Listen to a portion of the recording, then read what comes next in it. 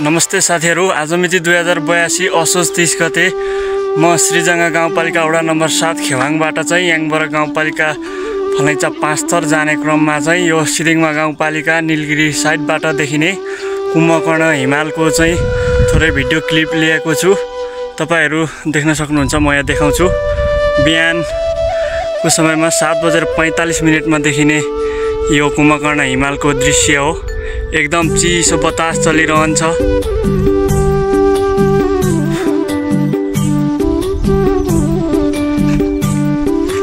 यहाँ देख्न सक्नुहुन्छ तपाईले गाउँघर, एकदम हरियाली डाँडाकाँडा र सौन्दर्यपूर्ण कुम्भकर्ण हिमालको दृश्य तपाईहरुले देख्न सक्नुहुन्छ। बिहानी पख जुनै समय पनि हामीले यस हिमालको दृश्य अवलोकन गर्न सक्छौं, प्रकृतिको सौन्दर्यतामा रमाउन सक्छौं। यहाँका स्थानीयले बताए अनुसार चाहिँ कुम्भकर्ण हिमाल हो भन्ने जानकारी दिनुभएको छ। सवारी साधन पनि आवत जावत भइरहन्छन् यस स्थानमा।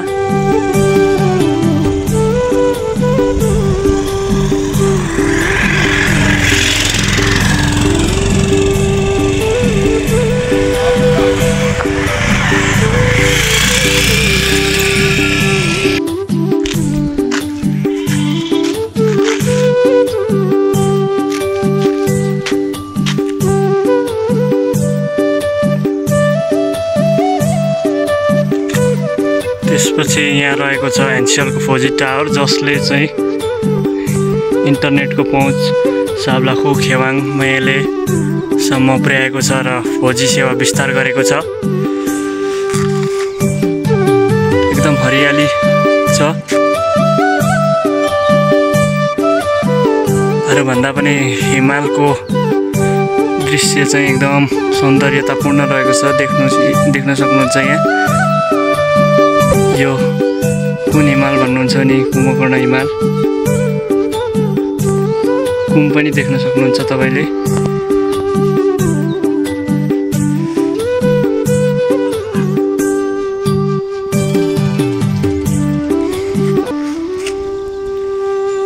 यहाँनेरि एनईए को पोल पनि रहेको छ। यस्तै छ गाउँघर कुम्भकर्ण हिमाल।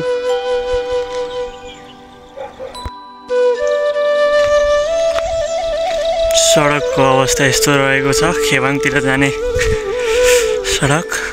यहाँ रहेको छ मन्दिर। सायद यो नीलगिरी माविको सरस्वती देवीको मन्दिर हुन सक्छ।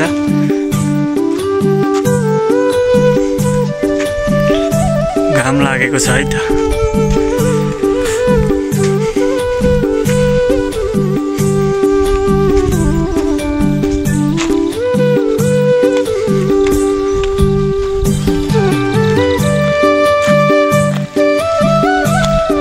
यो चाहिँ नीलगिरी मावि।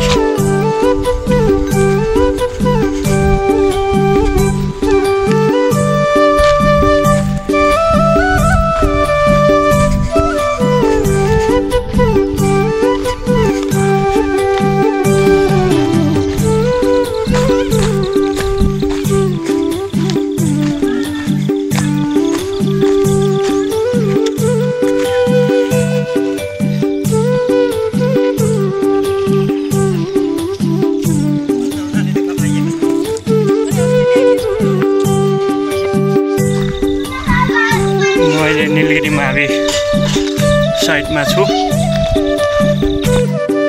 तपाईहरुलाई फेरि पनि मैले जोड्न छ। यहाँनेरि चाहिँ सडक बोगटी घर रहेको छ र यहाँ पर देखिँदै गरेको नीलगिरी माध्यमिक विद्यालय मेहेले।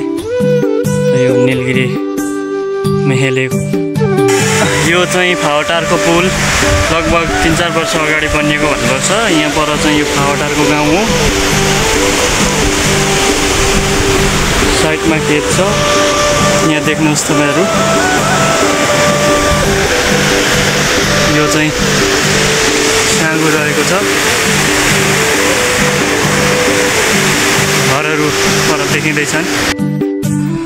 यो चाहिँ फावटारको अर्को पुल। ठाउँको नाम चाहिँ एउटै हो तैपनि यो चाहिँ ढकढङ्गे खोला हो। ढकढङ्गे झरना त हामीलाई थाहा छ नि त, त्यसकै खोलो हो यो पनि। हेर्नुहोस् यहाँ एकदम यात्रामा छु म।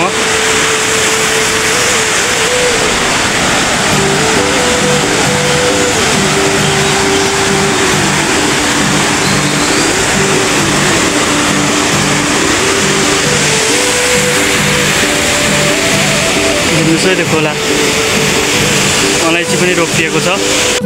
अब यात्रा गर्दै जाँदा फाउटारमा पुगेपछि हल्का भोक लागेको फिलिङ, त्यसले गर्दा चाउचाउ र फ्रुटी 50मा किन्यो, अहिले यही खाने योजना बनाइयो होइन। अब त्यस पछाडि यहाँ हेर्नुहोस् अलैँची बारी, फाउटारको अलैँची बारी यहाँ देख्नुहुन्छ, गाउँघर पनि देख्न सक्नुहुन्छ तपाईँले। यहाँ अलैँची छ एकदम, हेर्नुहोस् देख्न सक्नुहुन्छ, दामी छ एकदम अलैँची। अहिलेको लगभग 50 क्रस गरेको छ अलैँचीको भाउले। मैले चाहिँ यहाँ चाउचाउ गोल्दैछु,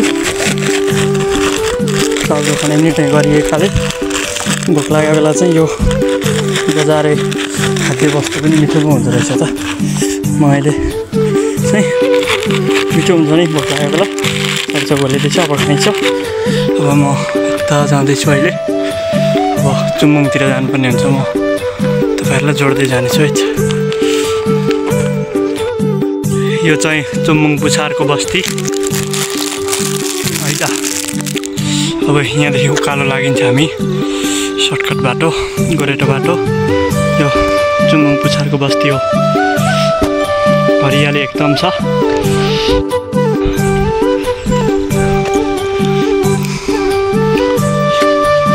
एकदम रमाइलो छ यो बस्ती, चुम्बुङ पुछारको बस्ती।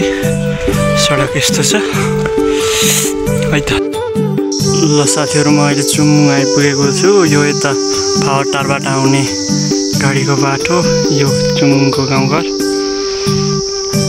यहाँ धारा छ, यहाँ लेखिएको छ चुम्बुङ बजारमा यहाँहरूलाई स्वागत छ, सेलिङमा 5 लिम्बुदिन ताप्लेजुङ भनेको छ। यहाँ हो चुम्बुङमा रहेको विद्यालय। यो विद्यालयको नाम चाहिँ मलाई अहिले थाहा भएन। र यो यता जाने चाहिँ साब्लाखु जाने रोड। अहिले चाहिँ म 9:30 जाँदा चाहिँ चुम्बुङ बजारमा छु। यस्तो छ यहाँको मौसम, हालको मौसम अवस्था, गाउँघरहरू देख्न सक्नुहुन्छ। हरियाली छ यो चुम्बुङ विद्यालय।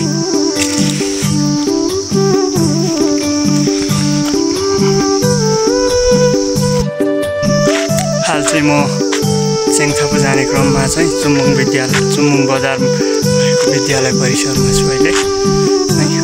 अब म यतातिर जाँदैछु, साब्लाखु जानको लागि चाहिँ यो रोड। भर्खरै म यतापट्टिबाट आएँ, यो रोड हुँदै आएँ, म यो गाडीको रोड हुँदै आएँ। यहाँ सर्टकट पनि थियो। अब म यता जाँदैछु, देखाउँदैछु तपाईँलाई। यो चाहिँ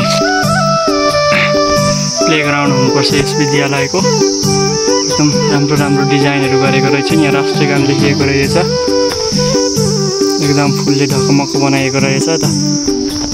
प्यासेजमा चाहिँ फुल रोपिएको रहेछ। यहाँनिर चाहिँ छाप पनि रहेछ, ललिगुँरासहरू, डाँफे, राष्ट्रिय चरा डाँफे, राष्ट्रिय जनावर गाई, राष्ट्रिय रङ भनेको सिमरीको रङ्गहरू देख्न सक्छौँ हामी। म अब चाहिँ साब्लाखु बजार पुगिसकेको छु 10:35 यहाँ पर देख्न सक्नुहुन्छ साब्लाखु बजार। र यो जुन देखिएको यो रहेको छ वडा कार्यालय, सिलिङको वडा पालिका कार्यालय देख्न सक्नुहुन्छ। यहाँ बजार क्षेत्रभित्र प्रवेश गर्दैछु म।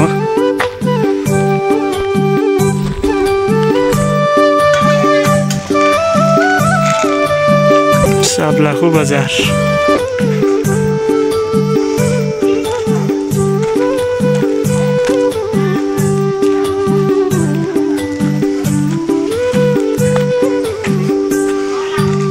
यो यता थर्पुतिर जाने रोड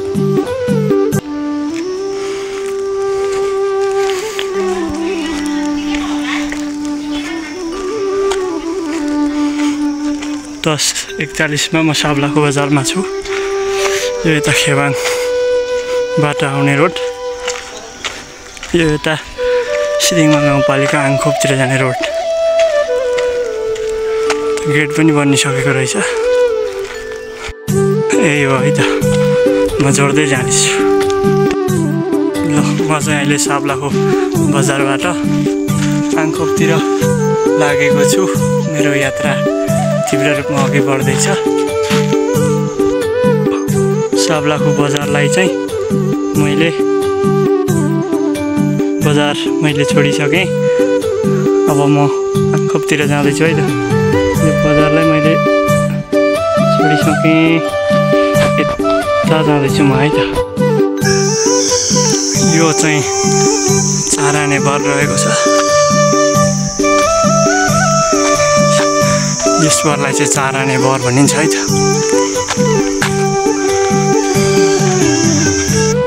यसरी बाटाका भित्तामा चाहिँ शुद्ध पानी पनि पाइन्छ। पानी चाहिँ म पिउँछु है त।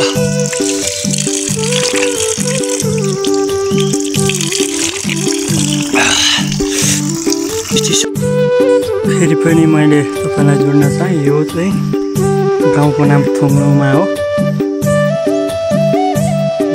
11:18 बजेर म यो गाउँमा छु है। चेकथुम जाने क्रममा देख्न सक्नुहुनेछ। यो गाउँ यस्तो रहेको छ। विभिन्न डिजाइनले बनाएको घरहरू पनि छ यहाँनिर।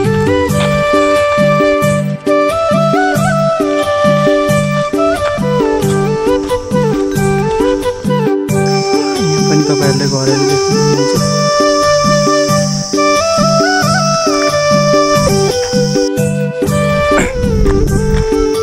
बाटामा यस्ता डिजाइन गरेर बनाएका घरहरू पनि देख्न सकिन्छ। हामी अहिले सडक छेउछाउमा धमाधम घर बनिँदैछन्। यसरी डिजाइन गरेर बनाएका घरहरू। अब चाहिँ म करिब आङखोप छेउछाउ आइपुगेको छु। आङखोपमा चाहिँ एकदम पातलो बस्ती छ है त। त्यस्तो बाक्लो बस्ती देख्न सक्दैन यहाँनिर। के हो यो खेतमा धान हुनुपर्छ पक्कै पनि।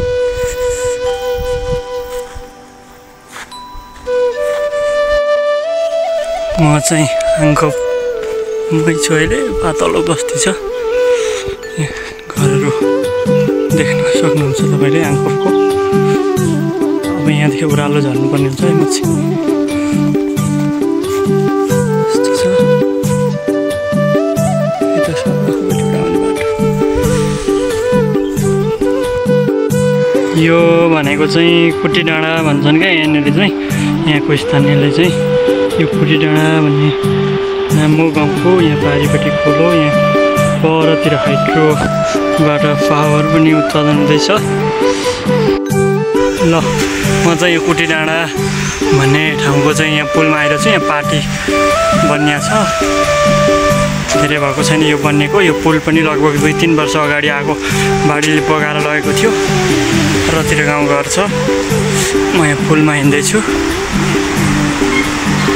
यस्तो छ।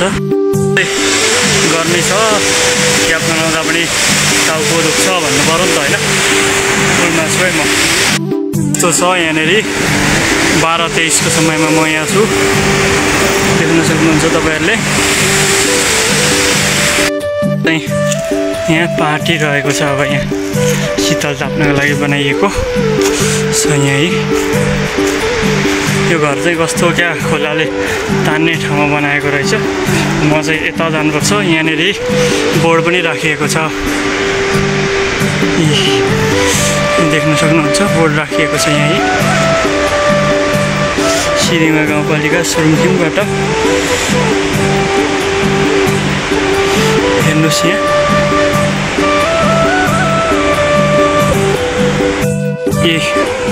खोलो छ। पारिपट्टि हाइड्रोले रोड खनेको छ। यहाँ पर यो साँगो, यो जुन यो चाहिँ नयाँ साँगो बनिएको हो है त। भर्खर बनिएको रहेछ यो साँगो। नयाँ छ यो साँगो। अब यो ठाउँको नाम चाहिँ खिर्राभटे हो।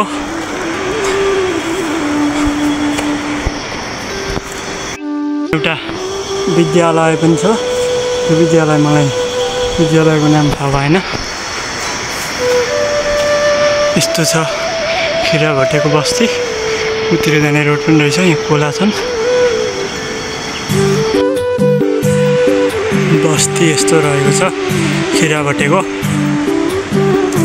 यहाँ पर पनि घर छ एउटा। यता खोला छ।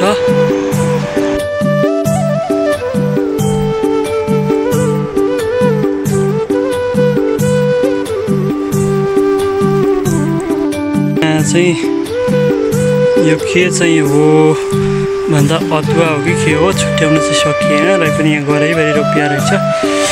मैले हल्का यसको पनि भिडियो लिएँ।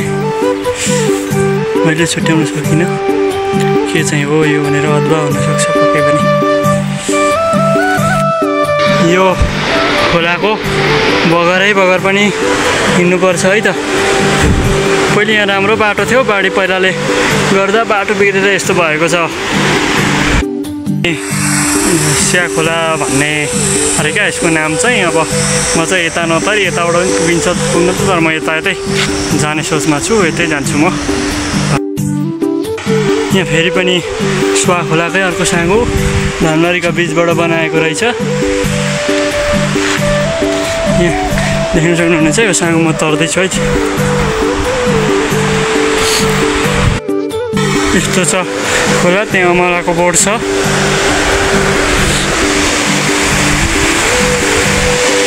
चिसो हावा चल्दैछ है।